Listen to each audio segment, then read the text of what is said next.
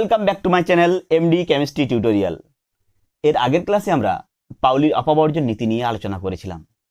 এই ক্লাসে আমরা কিন্তু হুন্ডের মাল্টিপ্লিসিটি সূত্র নিয়ে আলোচনা করব। সমশক্তি সম্পন্ন অরবিটালে ইলেকট্রনগুলো কিভাবে প্রবেশ করে সেটা কিন্তু একটা নির্দিষ্ট সূত্র অনুসারে ঘটে। সেটাই হলো গিয়ে হুন্ডের মাল্টিপ্লিসিটি সূত্র। এই সূত্রে কি বলা হয়েছে?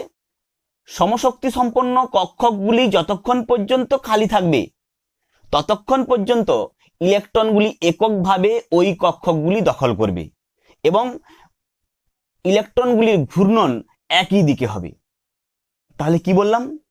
সমশক্তি সম্পন্ন কক্ষকগুলি যতক্ষণ পর্যন্ত খালি থাকবে ততক্ষণ পর্যন্ত ইলেকট্রনগুলি এককভাবে ওই কক্ষকগুলি দখল করবে এবং তাদের ঘূর্ণন কিন্তু একই দিকে হবে। এই ব্যাপারটা কি বলেছে সেটা কিন্তু আমরা একটু লিখে নিই, কেমন?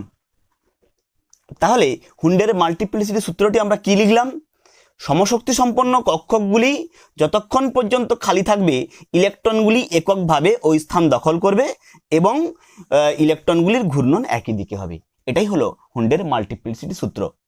এবার আমরা একটা উদাহরণের সাহায্যে দেখে নেব ইলেকট্রনগুলো এককভাবে কিভাবে প্রবেশ করে। দেখো, এটা যদি পি অরবিটাল হয়, পি অরবিটালে আমরা যদি তিনটা ঘর রয়েছে কি, তাই তো?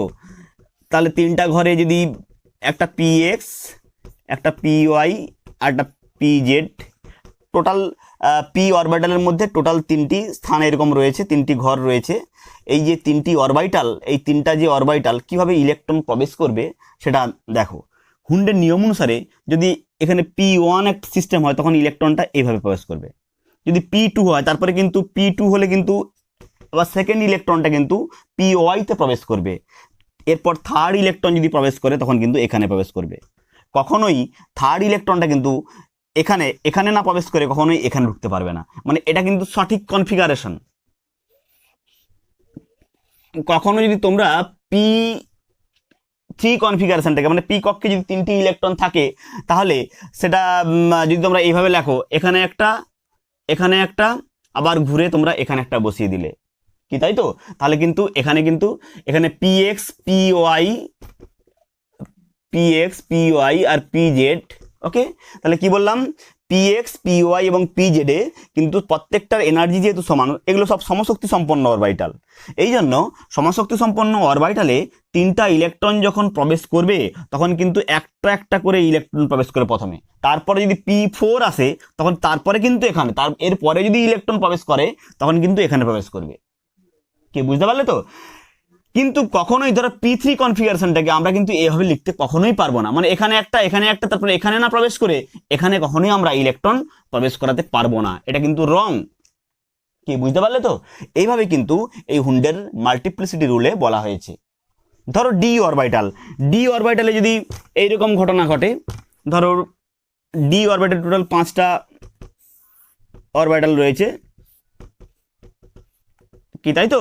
ডি অরবিটালে টোটাল এরকম 5টা ঘর রয়েছে। মানে 5টা ঘর মানে কি? এগুলো কিন্তু সব সমশক্তি সম্পন্ন অরবিটাল এগুলো। অতএব যখন ইলেকট্রন প্রবেশ করবে তখন এখানে একটা পরপর, তারপরে ইলেকট্রনটা এখানে, তারপরে ইলেকট্রনটা এখানে, তারপরে এখানে। কিন্তু কখনোই এগুলো সিঙ্গেলভাবে ভর্তি, মানে সিঙ্গেল ইলেকট্রন দ্বারা ভর্তি না হওয়া পর্যন্ত একটা অরবিটালে কিন্তু ডবল ইলেকট্রন প্রবেশ করতে পারবে না। আবার যদি পরের ইলেকট্রনটা আসে তখন কিন্তু এখানে প্রবেশ করবে। কি ব্যাপারটা ক্লিয়ার হয়েছে তো? এইভাবে কিন্তু হুন্ডের মাল্টিপ্লিসিটি রুলে বলা হয়েছে। ওকে, অতএব আমরা এই ছোট্ট ক্লাসটিতে আমরা কিন্তু হুন্ডের মাল্টিপ্লিসিটি সূত্রটি শিখে নিলাম।